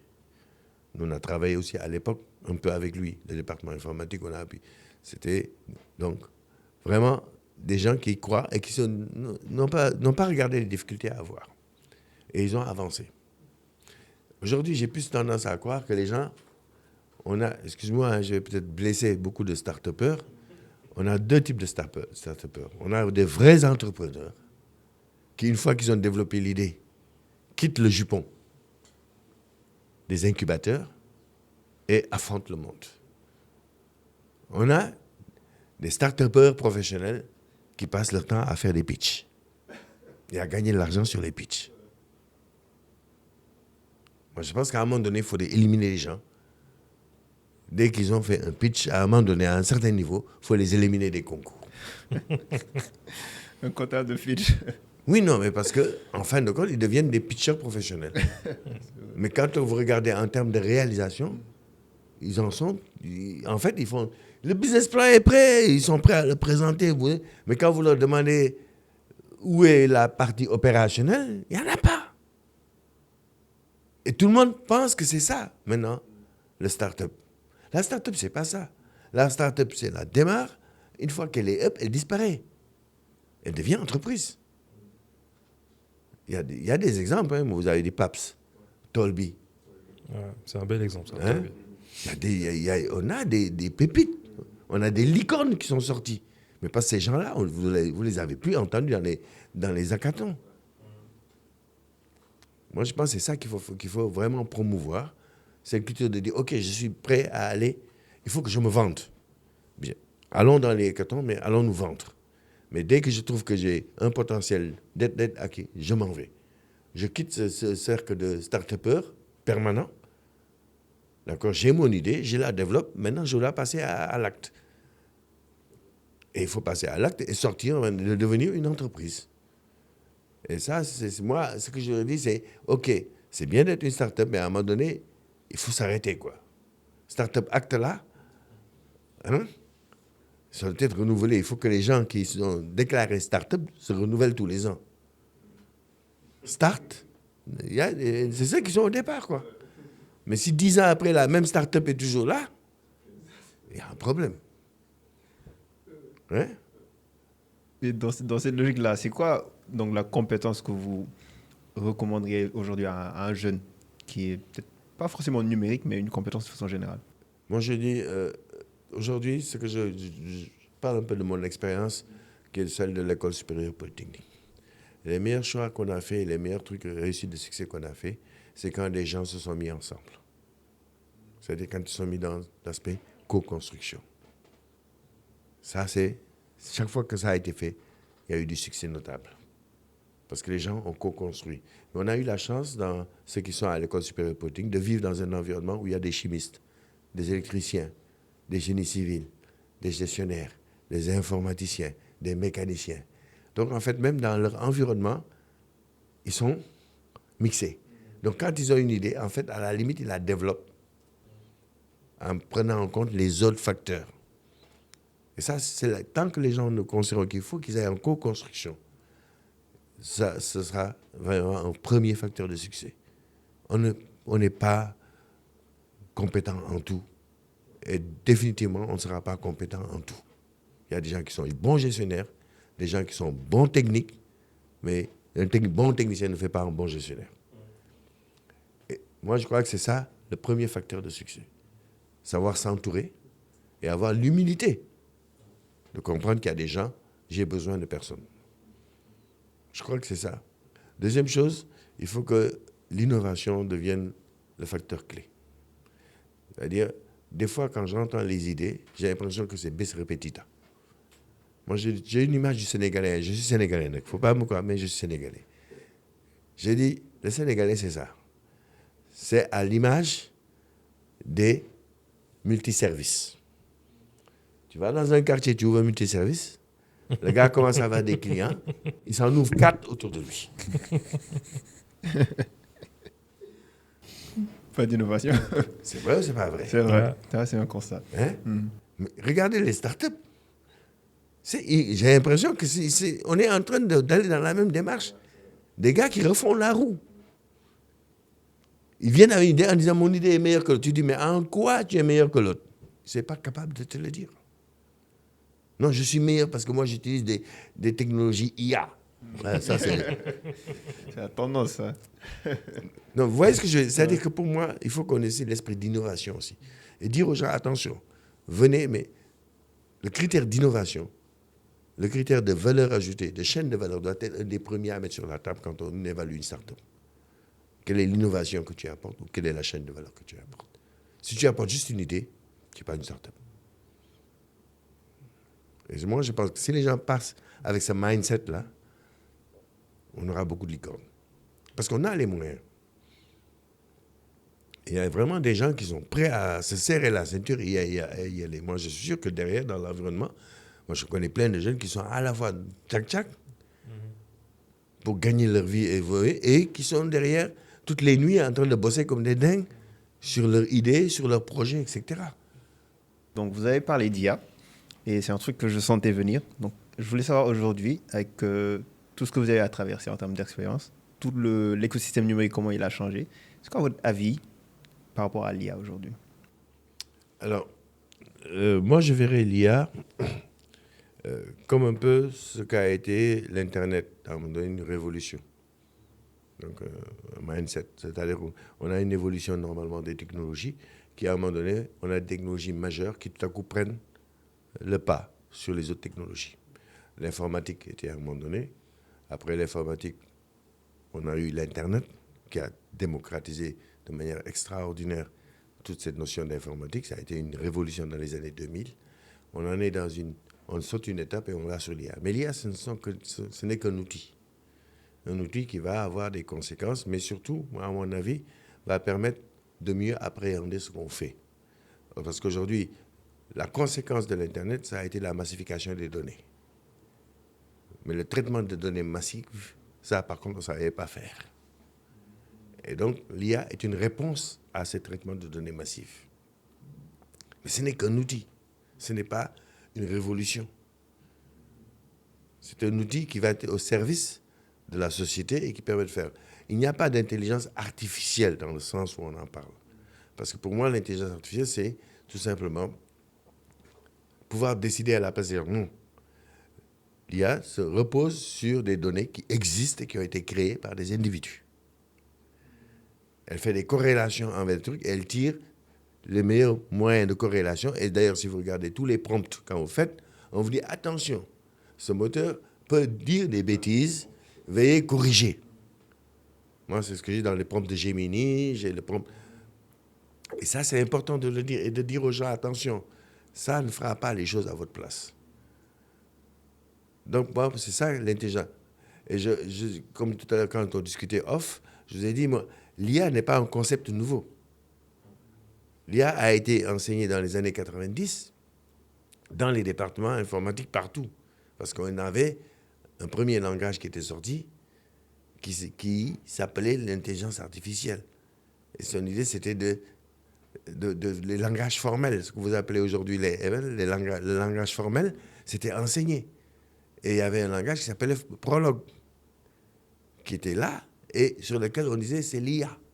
Mais au bout d'un certain nombre d'années, les gens se sont aperçus qu'en fin de compte, c'était plus un rêve qu'une réalité. Et donc, on a abandonné ça. Mais c'est revenu avec simplement la capacité que maintenant ont ces outils de pouvoir traiter des données massives. Et l'IA sans les données n'existerait pas. Ça, il faut que les gens soient clairs. Et que l'IA, si aujourd'hui on faisait abstraction des données, il n'y a pas un seul moteur d'inférence qui va donner une réponse. Et c'est ça qui est vraiment important de dire. Ce n'est pas une intelligence artificielle, oui, c'est en fait une mise en bibliothèque de la somme des connaissances. Moi, je dirais que c'est plus quelque chose de l'intelligence collective. C'est les intelligences que toi, tu as postées. Hein? Mustapha a posté. Moi, j'ai posté. On regarde nos 3 points de vue et on agrège pour avoir un point de vue. C'est ça. C'est ça, en fait, l'IA. Pour moi, c'est ça. Ce qu'on a aujourd'hui, c'est ça. Okay. Est-ce que vous utilisez? Je l'utilise. Je l'utilise parce que c'est aussi un raccourci. Aujourd'hui, quand on fait des recherches, quand j'ai besoin d'avoir une synthèse de recherche, etc., mais c'est d'une facilité extraordinaire. Mais maintenant, c'est pas tout d'avoir le résultat qu'il vous donne. Mais derrière, moi, je le récupère et je réécris. Je prends le temps de le réécrire ou bien j'approfondis en faisant des recherches sur les liens qu'il m'a donnés pour essayer de voir si oui ou non c'est pertinent. Faut faire ce devoir de travail. Mais ça veut dire que je garde ma capacité d'infirmer ou d'affirmer ce que je lis. Ma capacité de discernement de ce que me donne l'IA, je la garde. Mais aujourd'hui, on s'aperçoit qu'il y a beaucoup de gens qui, devant cette facilité, ne font même plus de discernement. Et c'est dangereux. Parce que toute manipulation peut être intégrée par rapport à ça. Moi, en fait, quelqu'un qui donne des données, il peut vous donner des données biaisées pour alimenter votre IA et vous faire produire à des résultats, vous engager dans une voie qui n'est pas celle qu'il faut. Donc, apprendre avec prudence, mais ce n'est pas une idiotie. Ça peut aider. Moi, je vois maintenant les développeurs, les DevOps, il n'y en a pas beaucoup qui réfléchissent sur des algos. Hein. C'est vrai. Là, maintenant, Je sais plus, maintenant pour être DevOps, moi je peux être DevOps. Hein, je fais une requête tout de suite, il me donne un code, je vérifie, ça marche. Mais attention, ce code, il peut y avoir du code malveillant dedans. Et ça, c'est ma capacité et ce que j'ai appris qui me permettra de voir la différence entre un code malveillant et un code non malveillant. Voilà ce que je pense de l'IA. C'est un merveilleux outil. Ça peut aider. Et ça aide d'ailleurs. Moi, je fais des recherches des fois simplement pour dire comment je fais avoir pour tel document au Sénégal. Mais ça me donne des réponses pertinentes. Et donc, je gagne en temps. Est-ce que vous pensez que ça, sur une échelle de temps, disons peut-être 10 ans, est-ce que ça pourrait remplacer certains métiers, comme par exemple le métier de dev, parce qu'aujourd'hui, on voit quand même des outils qui arrivent à produire aujourd'hui des MVP. Ça, je pense que c'est attesté, on peut produire un MVP très rapidement. Mais est-ce que sur une échelle de 10 ans, par exemple, ça pourrait remplacer certains devs, en tout cas? Moi, à mon avis, on oublie un concept très clair. C'est qu'avant de développer, il faut avoir une idée. On développe sur la base d'un concept. Aujourd'hui, ce qu'on ne va pas remplacer, c'est le concept. Aujourd'hui, tu veux développer un algorithme, ou bien tu veux développer une solution, mais tu pars d'un problème. Ce problème-là, ça ne va pas te régler ça. C'est toi, la manière dont tu vas présenter le problème qui va te donner le résultat que tu attends. C'est ça. Je veux un outil qui me permette, par exemple, je veux une page qui me permette de faire telle chose. Mais il suffit que tu changes une phrase dans ce que tu as demandé pour avoir un résultat tout à fait différent. Et c'est cette capacité qu'il faut, pour moi, alimenter. C'est cette capacité que nous avons, nous, de pouvoir formuler des problèmes et des requêtes. Je pense que la bagarre demain, c'est comment faire de bons prompts. Les prompt engineers. Faut qu'on pousse les jeunes à dire, leur montrer que la différence entre deux prompts peut être liée à une virgule. Donc ça veut dire quoi? Il faut qu'ils apprennent à parler français. Déjà, ils ne connaissent pas le français. Il faut qu'ils parlent anglais. C'est-à-dire que le langage a des subtilités que le moteur d'inférence, lui, peut comprendre, mais lui, il va analyser le mot de manière la plus simple possible. Donc, la capacité que les gens ont à écrire, à comprendre ce qu'ils écrivent, va être la bagarre de demain. Et ça, c'est perdu d'avance, parce qu'il n'y en a pas beaucoup qui parlent bien. Mais moi, je pense qu'il n'y a pas de problème. Ça ne va pas remplacer un truc. On a déjà vu dans les équipes projet, quoi qu'on puisse dire. Le team leader, c'est lui qui donne les inflexions qu'il faut avoir pour avoir le développement du projet. Il y aura toujours des gars qui vont faire des sprints, ils vont faire des trucs, ils vont être agiles, ils vont aimer, mais chaque fois, il y a quelqu'un qui va voir la bêtise qu'il y a derrière et qui va corriger. Et ça, l'IA ne peut pas le faire. Je ne pense pas. À ce stade, je ne pense pas. Bon, on va peut-être faire à moins que j'ai... Non. On va peut-être faire un petit retour en arrière sur les noms de domaine. les noms de domaine. Parce que j'avais une question que je n'ai pas pu poser. Aujourd'hui, derrière, c'est un software qui est derrière, les noms de domaine. Tout à fait. Et dans tout software, il y a des bugs. Et la question que je me pose, c'est, en tout cas, moi, je n'ai jamais vu un nom de domaine qui a un bug. Du coup, est-ce que c'est possible? Est-ce que c'est déjà arrivé? Alors, deux choses qu'il faut comprendre. Le nom de domaine, c'est un outil, un artefact qui a été fait pour gérer une base de données. Aujourd'hui, Internet, si vous comprenez ça, vous comprenez tout de suite la suite. C'est comme les numéros de téléphone. En fait, chaque serveur est doté d'un numéro de téléphone, c'est l'adresse IP. Voilà. Donc on s'est dit, donc si je veux accéder à tel serveur, je l'accède par l'adresse IP. C'est quoi le nom de domaine? C'est uniquement le nom associé à l'adresse téléphone. C'est donc votre répertoire téléphonique lambda. Le bug qu'il peut y avoir, c'est que le nom de domaine ne correspond pas à l'adresse IP sur laquelle il doit être référencé. Ça, oui, c'est un bug. C'est même un risque.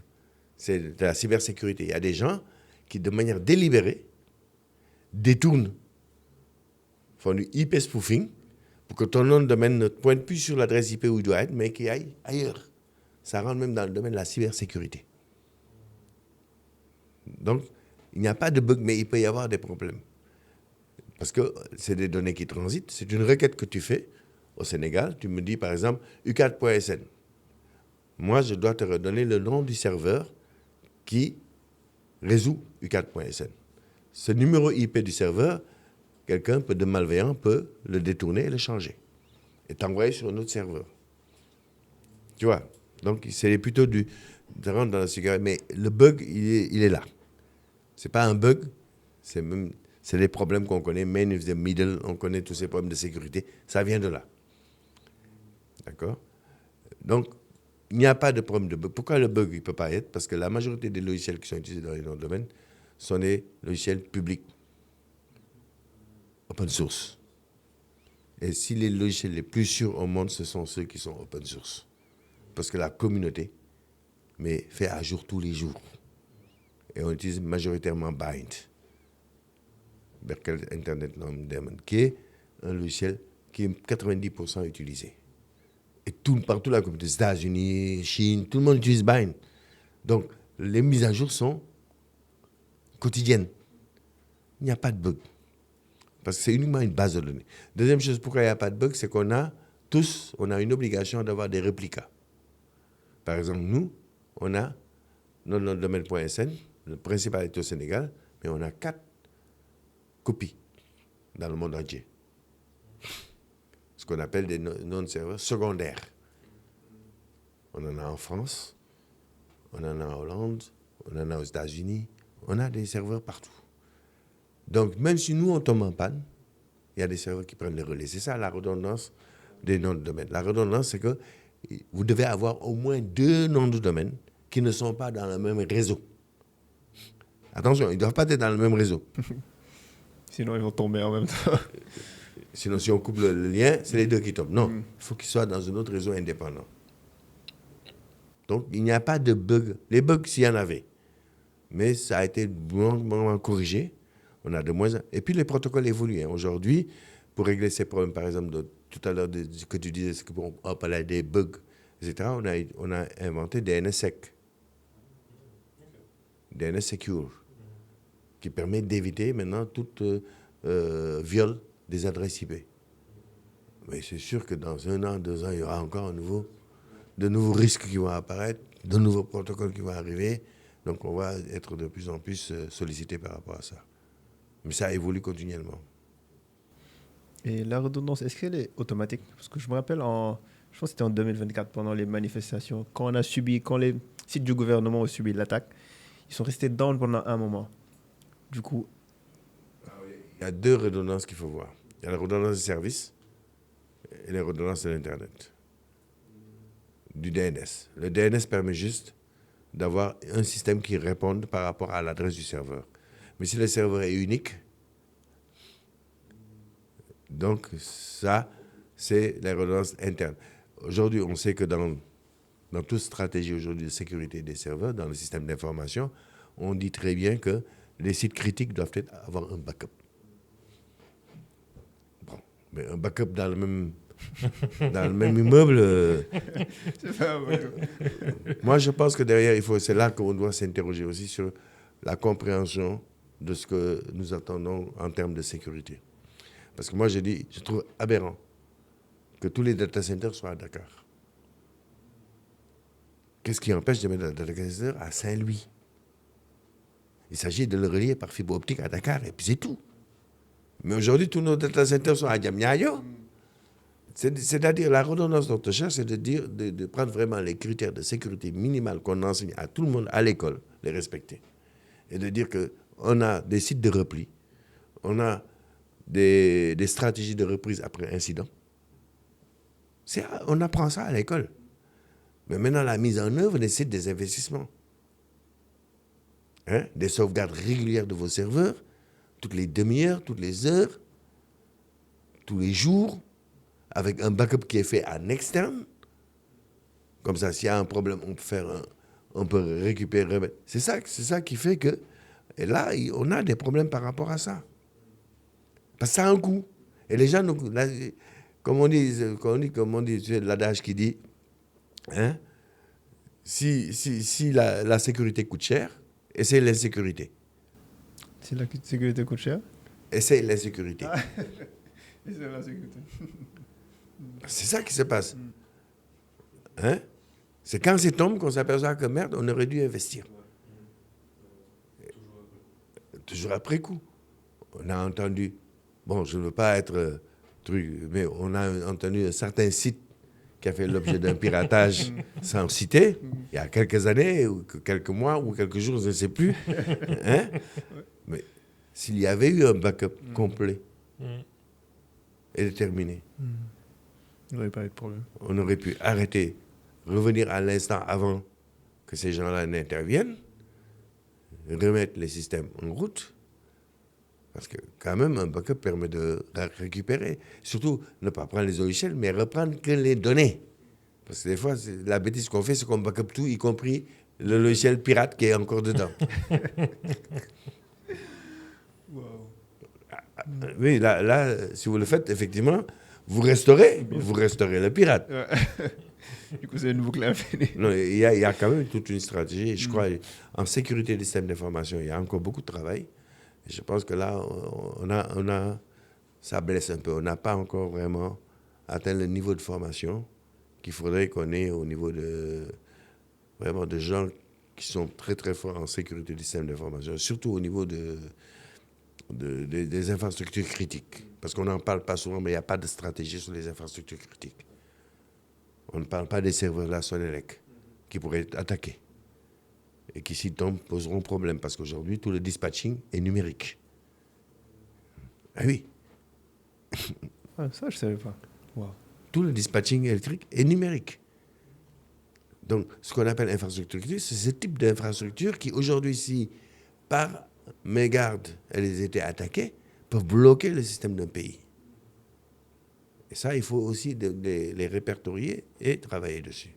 Et là, on atteindra à ce moment-là des niveaux de redondance et de sécurité qui permettront d'être résilients. Et vous avez parlé du DNS tout à l'heure. Donc, on parle de notre domaine depuis tout à l'heure, mais ce qui est vraiment au cœur, c'est ce protocole-là, qui date quand même qu'il y a plusieurs années. Mais est-ce qu'aujourd'hui, il est adapté, ou bien il a réussi à s'adapter à l'Internet moderne? Donc, ce que j'appelle l'Internet moderne, c'est peut-être les objets connectés. Donc, est-ce qu'il y a cette évolution-là? Est-ce que c'est toujours... Tout à fait. En fait, il suit la tendance, suit aujourd'hui. On a des gens qui déjà donnent des noms de domaine pour les objets connectés. Parce que le passage de l'IPv4 à l'IPv6 a permis d'avoir un nombre illimité d'adresses IP. Donc, du coup, on peut travailler aussi sur la nomination des objets. Et ça existe déjà. Donc, il n'y a pas de limitation, en fait, ce qu'on fait. Ce qui va être difficile à faire, peut-être, c'est la conduite, c'est la capacité des serveurs à résoudre dans des délais raisonnables. Parce que quand vous parlez d'objets connectés, c'est des milliards. Donc, du coup, il faudra fouiller dans une base de données de milliards. Et c'est là qu'il y a ce principe de délégation qui existe au niveau des DNS. Parce que ce n'est pas seulement DNS, mais au niveau de l'adresse IP aussi. C'est-à-dire, un bloc délègue à un sous-bloc, qui délègue à un sous-bloc, qui délègue à un sous-bloc, jusqu'à qu'on arrive à la résolution. Et c'est ça qui est intéressant, et c'est ça que le DNS continue à assurer. Parce que les reverse DNS, peut-être que vous connaissez ou que vous avez dû faire ça, le reverse DNS, c'est que si j'ai une adresse, par exemple, 192.256 points, mais 192, c'est un bloc A. Quand vous allez au bloc B, c'est délégué. Ça veut dire le bloc A, il n'a que 256 délégations possibles. Le bloc B, à chaque fois 256. Donc, vous passez par une arborescence qui vous permet d'atteindre rapidement votre cible sans avoir à fouiller toute la base de données. Et cette architecture-là, c'est celle qui est préservée jusqu'à présent et qui permet donc d'atteindre des vitesses et des intérêts rapidement. Intéressant. Et qui s'occupe de tout ça? Qui s'occupe de toute cette technique? L'IETF, l'Internet Engineering Task Force, il y en a deux, qui est en fait un organe qui dépend de Internet Society, mais qui définit les règles. Il travaille d'ailleurs avec l'UIT et tout, mais différemment de l'UIT, parce que c'est un organe ouvert. L'IETF, vous pouvez être membre. Internet Society, vous êtes membre quand vous voulez. Vous vous inscrivez dans n'importe quel groupe de travail, vous travaillez. C'est d'une communauté. L'IETF définit les règles, les soumet à la communauté jusqu'à qu'il y ait un consensus. Ça devient une RFC. La RFC, c'est ce qui va venir après une norme et un standard. D'accord? Donc ça, c'est ça qui fait évoluer Internet. Et ça continue à évoluer tous les jours. C'est pour ça que dans ICANN, l'IETF a toujours des réunions, au moins 4 réunions annuelles, où l'Afrique est très peu représentée. Il y a aussi 4 réunions annuelles de l'ICANN, l'organe de gestion de l'Internet. Là aussi, des fois, nous sommes très peu représentés. Et pourtant, on a notre voix à chapitre. Parce que c'est le principe, c'est un pays, une voix. C'est pas un map dolé, non. Et dans les trucs scientifiques, par exemple, techniques, mais c'est chaque personne, sa voix compte. Et le principe dans l'IETF, c'est le consensus. Tant qu'il y a une voix divergente, ça ne passe pas. Ah oui. Donc, ça veut dire qu'on a vraiment des gens qui... Et ça, il faut qu'on s'y applique aussi, parce que c'est important. Parce que le futur est là. Du coup, en tant qu'aujourd'hui membre fondateur d'Internet Society Sénégal, vous trouvez, à part ce que vous venez de dire, c'est quoi les autres batailles qui sont importantes à mener au sein d'Internet ici au Sénégal? Moi, je pense que la bataille qu'on a essayé toujours de faire, moi, je laisse ça à Bamba Mbaké, hein, qui est actuellement l'actuel président de ISOC Sénégal. Mais je crois que c'est vraiment d'arriver à évangéliser les dirigeants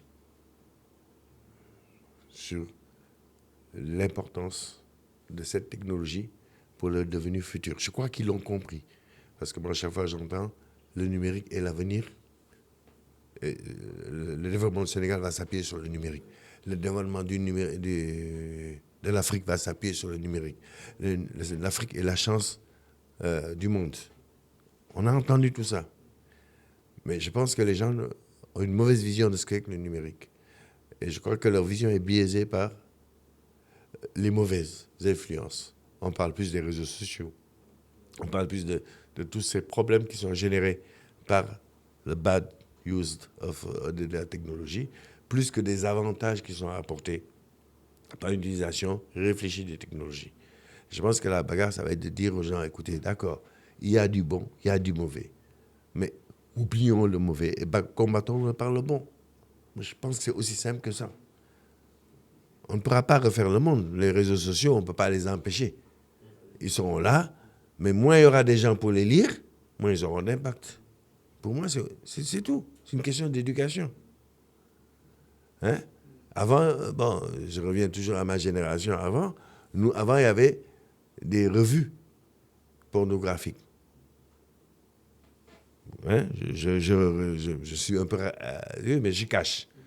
À l'époque, vous trouverez les kiosques à journaux étaient dans la rue. On achetait des journaux.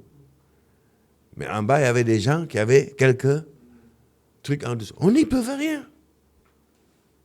Pourtant, la morale le reprouve, mais les gens ont tendance à aimer ce qui est interdit. Donc, je crois qu'il faut essayer de voir comment on peut réguler l'usage de l'Internet. Mais je pense que ça va être très compliqué parce que personne n'est encore arrivé à ça. Parce que c'est à cause des gros opérateurs. Vous ne pouvez pas réguler X. Vous ne pouvez pas réguler Facebook. Déjà, ils peuvent nous sortir de tout notre endettement chronique là, pour 50 ans. Donc, c'est pas ça. Donc, ça veut dire que derrière, il faut être plus intelligent que ça et voir comment travailler dessus. Mais moi, l'enjeu, il est là. Et ça commence par la tête. C'est-à-dire, si les dirigeants sont au fait des enjeux, je pense qu'à ce moment-là, par délitation, on va arriver à trouver les meilleures stratégies possibles. Mais surtout, il faut qu'ils soient open mind aussi. C'est-à-dire, il faut que tout le monde puisse s'exprimer et qu'on essaie de voir qui peut faire quoi. Ça, c'est l'enjeu. Hein. Parce que tout le reste, on a fait, on en a discuté, on a travaillé. On a travaillé sur toutes les stratégies en tant qu'ISOC. Toutes les stratégies qu'il y a eu sur le numérique, on a eu à apporter notre contribution. Mais c'est dans l'action. Ça revient à ce qu'on disait tout à l'heure, on n'a pas de plan d'action. Voilà. Wow. C'est dans l'action que ça pêche, mais pas dans la réflexion. On a tout ce qu'il faut, maintenant il faut réagir. Okay. Et vous avez été témoin de beaucoup de, je dirais, transformations numériques en Afrique. C'est quoi, selon vous, la plus grande transformation qu'il y a eu? Et c'est quoi, au contraire, l'erreur qu'on continue de répéter? La plus grande transformation numérique que j'ai appréciée, disons, elle est liée à un pas avant, mais à la période de Covid.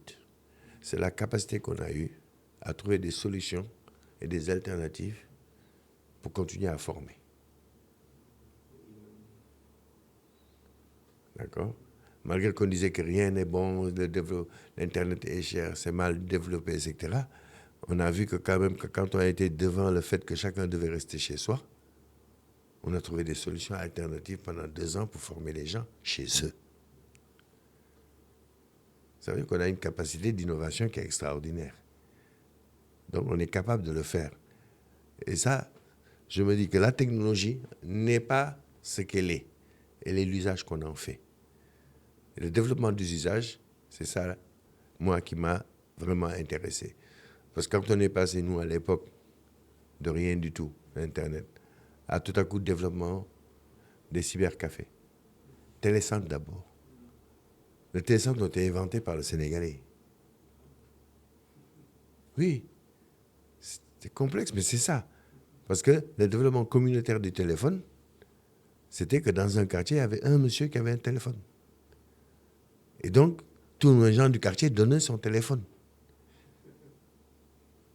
Donc, c'était ça, la mise en communication. Après, quand les gens voulaient appeler, c'est là qu'ils disaient, ah non, je mets une ligne d'or et vous allez payer chaque fois que vous appelez. Et c'est comme ça que les télécentres sont nés. Il y avait un télécentre pour un quartier. Hein? Après, ça a été les cybercafés. Il y avait une personne qui avait accès à Internet, qui avait un modem pour se connecter à Internet. Et ils mutualisaient ça dans les cybercafés. Ça aussi, c'est une révolution qui est née ici. C'était la continuité des télécentres. Et ça, c'est ça qui m'a marqué. On a participé à des télécafés, télécentres, les cybercafés, tout ça, on a vu comment ça s'est passé. En 2002, on a fait une caravane. On a fait le tour du Sénégal pour présenter Internet. On a fait le tour du Sénégal pour présenter Internet avec un camion équipé. 2002. Avec un camion de 30 tonnes, un camion équipé, on est allé partout. Et chaque fois qu'on passait dans une ville, il y avait des cybercafés qui se créaient. C'est comme ça que l'Internet a été plus ou moins démocratisé. Vous pouvez regarder, en 2002, avec l'association Osiris, qui existe toujours. Site osiris.sn, Observatoire sur le système d'information et les réseaux au Sénégal. Toujours, ce site est toujours actif. Ce site contient toute l'histoire du numérique du Sénégal. Depuis qu'on l'a créé, il est alimenté et tout est dedans. C'est quoi l'erreur qu'on continue de répéter? Non, il n'y a pas d'erreur. Je pense que c'est peut-être des mauvaises stratégies.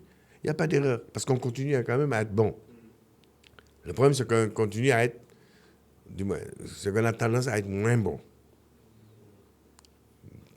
On s'est gargarisé de notre compétence à un moment donné. Le Sénégal, au top niveau. Et le problème, j'ai l'impression que quand on est au top niveau, on a tendance à dormir sur nos lauriers. Aujourd'hui, on s'aperçoit qu'en numérique, le Ghana nous bat le pion, alors qu'on était plus en avance que le Ghana. Le Rwanda est parti de loin, alors que nous, on était déjà très loin. Hein? Le Kenya, pas photo. Mais par contre, là où il nous manque, c'est le pragmatisme des anglophones. Donc, quand le Kenya dit je fais, il fait. Quand le Ghana dit il fait, il fait. Quand le Sénégal dit il fait une réunion. Il réfléchit donc. Ouais, c'est dommage. Non, mais c'est ça en fait. Mais je ne pense pas qu'on a à rougir de ce qu'on a fait. Je pense qu'au contraire, il y a encore le potentiel qui est énorme. On a le soubassement technologique, on a le soubassement humain, on a la volonté politique aussi. À mon avis, tout est là. Ouais. faut juste faire, quoi, poser des actions. Pour moi, il faut faire. Et peut-être pour conclure, c'est quoi votre plus grand souhait aujourd'hui pour l'écosystème numérique sénégalais ou africain de manière globale? Moi, je voudrais dire que mon premier souhait, c'est qu'on puisse répondre à notre rêve à nous. C'est-à-dire qu'on arrête de nous traiter des 2% du monde entier. On est 25% en termes de population du monde. 20-25% aujourd'hui en termes de population, avec une croissance extraordinaire. Mais quand vous regardez les indicateurs du numérique, on ne représente que 2% des contenus. 2% des savoir-faire. Il y a un problème. Hein? Moi, c'était de voir vraiment quels sont les leviers qu'il faut mettre en œuvre pour qu'on puisse dépasser ce gap-là. Hein? Qu'on ait nos contenus locaux. Ça commence. Parce qu'aujourd'hui, quand je vois... regardez le Nigeria et les contenus, par exemple, vidéo. Bollywood. Bollywood. Nollywood. Mais c'est extraordinaire. Ils ont rattrapé l'Inde. Donc, on est capable de créer du contenu. Mais surtout de l'héberger chez nous pour qu'il soit identifié. Et je pense que c'est ça qu'il nous faut aujourd'hui, c'est donner cette vision au monde entier, qu'on est capable de bâtir du business, de bâtir tout un ensemble de choses, parce qu'on a les ressources. Donc, moi, mon plus grand rêve, c'est de dire 20% du PIB, c'est l'économie numérique. Et non pas 20% du PIB, c'est le pétrole. Et le gaz. Et le gaz. On est capable de le faire. Ouais. On a les licornes qui le font, qui sont capables de le faire. Mais aujourd'hui, on a une tendance plutôt forte à ce que les gens quittent. Ils sont en Côte d'Ivoire aujourd'hui. Ouais. Là-bas, ça se développe beaucoup. Ils sont plus au Sénégal. Là, ça aussi, c'est à nous de réfléchir. Comment garder une stabilité et garder nos champions. Parce que si nos champions partent, on devient quoi? J'espère que ça se réalise. Mais vu la tendance, je pense qu'on est sur une bonne voie, vous direz. Non, tous les indicateurs sont au vert. On verra. Mais il faut les maintenir au vert. Mais c'est très, très, très sensible. Il suffit de rien. Ouais. Vous savez, la fuite des cerveaux, elle ne date pas de maintenant. Elle date de notre génération. Ah ouais, déjà. Dans les années 80, beaucoup de gens qui sont partis ne sont jamais revenus. Wow.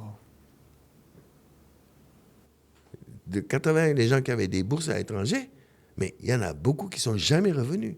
Ils sont restés là où ils étaient parce que l'offre qu'on leur faisait n'avait aucune commune mesure. Et il n'y avait même pas l'industrie ici pour pouvoir les accueillir. Mais on va aller vers la même tendance. Aujourd'hui, l'aspirateur des énergies numériques, mais c'est l'Europe. Hein? La France, il lui manque 10 000 informaticiens. Hein? Je ne dis pas ça pour Badiane qui risque de prendre un billet d'avion pour partir. Wow. Parce qu'on n'offre pas de perspective. C'est ça qu'il faut on doit offrir des perspectives aux gens. Super. Ah, c'était super intéressant, Moustapha, si tu n'as pas de questions. Bon, je pense qu'il nous a laissé la porte ouverte à l'autre épisode. Et je pense qu'on va utiliser cette porte-là, je pense. Bien sûr. En tout cas, c'était un plaisir, franchement. Vous pouvez partager. Moi aussi, j'ai adoré. Je vais même aller plus loin dans notre proposition. On va faire un face-to-face avec d'autres personnes, d'autres acteurs. Ouais, ce serait top. En tout cas, c'était super intéressant. Merci de nous avoir fait l'honneur de venir ici. C'est moi qui remercie. Bon, on a beaucoup apprécié. Ça a été un plaisir. Merci beaucoup. Et donc, on se retrouve pour un autre épisode. Ciao. Ciao.